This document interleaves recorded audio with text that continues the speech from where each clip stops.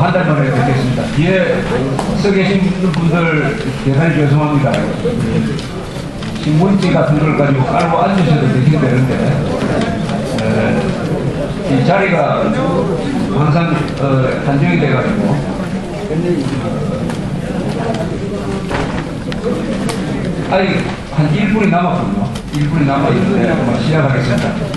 오늘 여기 오니까 경우회보를 나눠드리고 그 다음에 1000만 명 서명운동 서명을 받고 있는데 아주 의미 있는 일을 하시는 것 같습니다. 이걸 카피를 하시든지 해가지고 집으로 가져가셔가지고 더 많이 가족들도 이웃들도 서명을 해가지고 돌려주시면 더 좋겠다는 이 주최 측의 부탁이 있습니다. 우리 이 국민들이 할 수 있는 일이 바로 이런 겁니다. 이런 서명운동을 통해서 국회의원을 압박을 해서 이 법이 개정되도록 이런 운동을 하면은 아마 이 우파 정권 등장한 이후에 최초로 이 좌파들이 만들어 놓은 제도 하나를 바꾸는 일을 할 수 있을 것이라고 생각합니다. 이 민보상위원회라는 이 조직은 지금 여러 위원회 중에서 나쁜 짓을 제일 많이 하는 단체입니다. 여기 위원 중에서 한 10명이 중요한 결정을 하는 위원 중에서 한 10명이 친북단체에 활동하는 사람들이에요. 그러니까 이런 말도 안 되는 결정을 지금 하고 있는데 여기에 대해서 이 정부도 법원도 이 속수무책으로 그동안에 방관을 하고 있었다가 하도 이 여론이 나빠지니까 비로소 국회에서 이 개정안을 한나라당에서 준비를 하고 있습니다. 이 민보상위원회의 이 풀네임은 뭐냐면 이 굉장히 깁니다. 이게. 민주화 저도 이거 왜 민주화 운동 관련자 명예회복 및 보상심의위원회 이렇게 나옵니다. 이 좌파들이 만든 단체는 이 길을 두고 이걸 줄여가지고 민보상위원회라 이렇게 얘기를 하는데 여기서 그동안에 한 900억 이상을 이 민주화 운동했다는 사람한테 보상을 줬습니다. 이 민주화 운동을 했다고 해가지고 국가로부터 돈을 받는 나라는 아마 별로 없을 거예요. 지금 아마 민주화 보상 받는 사람들이 3년 용사들보다 더 많이 받을 것입니다. 그렇다면 민주화를 했다는 사람이 보상을 받으면 산업화를 했다는 사람도 보상받아야 되는 거 아닙니까? 더 나가서 나는 나쁜 짓 안 하고 법을 지켰으니까 법 지킨 데 대한 보상도 받아야 되는 거 아닙니까? 그런데 그동안에 이 단체에서 보상한 걸 중에서 제가 몇 가지 추려보니까 이런 경우가 있어요. 노태우 정권 때입니다. 노태우 정권은 이 민주정부입니다. 노태우 정권에 대항해가지고 공안 통치 종식을 요구하다가 투신 자살했다 해가지고 1억 1,000만 원을 줬습니다. 그 다음에 반미자주 조국 통일 군자주화를 요구하며 투신 자살한 사람한테도 1억 4,683만 원을 줬습니다. 대구 공전에 재학 중에 김영삼 정권의 학원 탄압에 항거해서 분신했다 해가지고 1억 3,436만 원을 지급했습니다. 김영삼 정부는 유명한 민주정부인데 이 민주정부에 항거를 한 것까지도 민주화 운동이라고 한다면은 이 민주화는 이 민주주의는 대한민국의 민주주의가 아니고 북한의 조선민주주의 인민공화국 할 때 그 민주주의라고 추정할 수밖에 없어요. 또 89년 6월에 종교적 활동 중에 대직이 돼가지고 김영삼 정부 때 항거를 하고 93년때 아파트에서 투신해서 자살했다 해가지고 2억 6,899만 원을 줬습니다.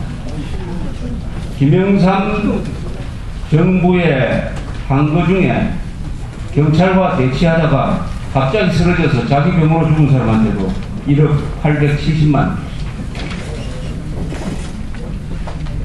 그 다음에 광주대학에 재학 중 그것도 도피 중에 아파트에서 추락해서 죽었다고 해가지고 2억 7천만 원 줬습니다. 부산대학에 재학 중 방위복무 중 민주화 운동 관련 자료를 분실해가지고 거기 고민하다가 자살한 사람한테도 9천만 원을 줬어요. 연세대학교에 재학 중 강제징집당 해가지고 소속 경계 근무 중에 총기로 자살했다고 해가지고 1억 4,787만 원 줬습니다.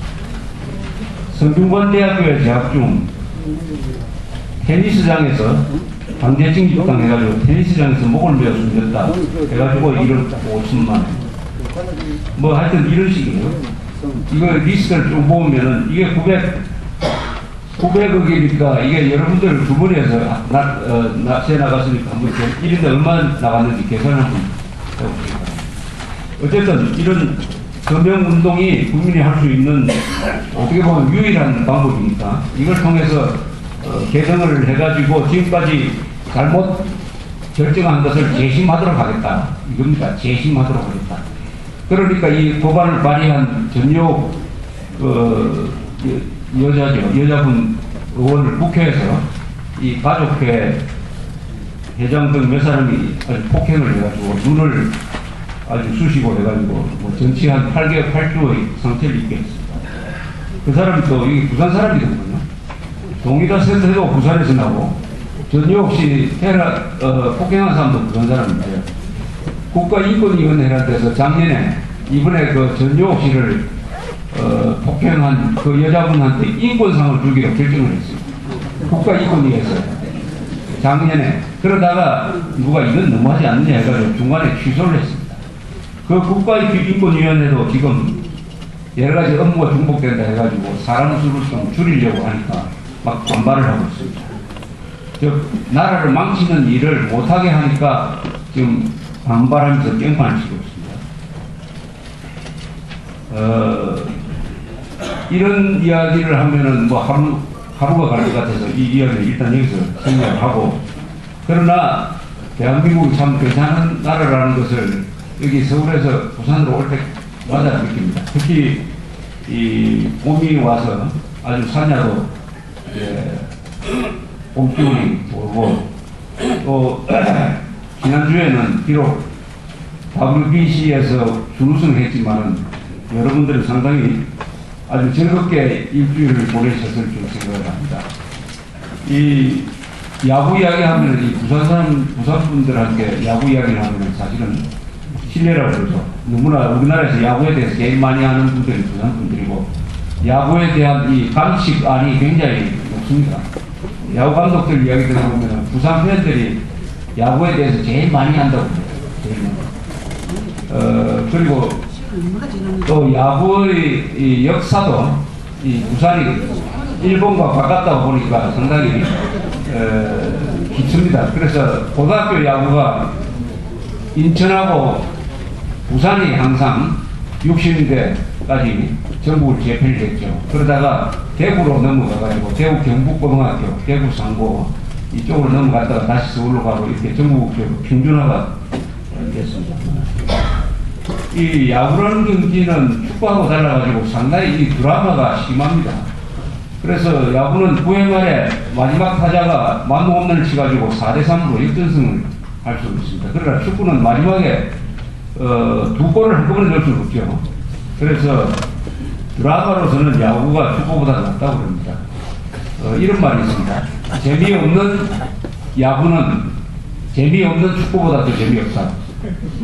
재미있는 야구는 가장 재미있는 축구보다 더 재밌다. 이번 WBC가 그런 경우가 아닌가 그렇게 생각했습니다.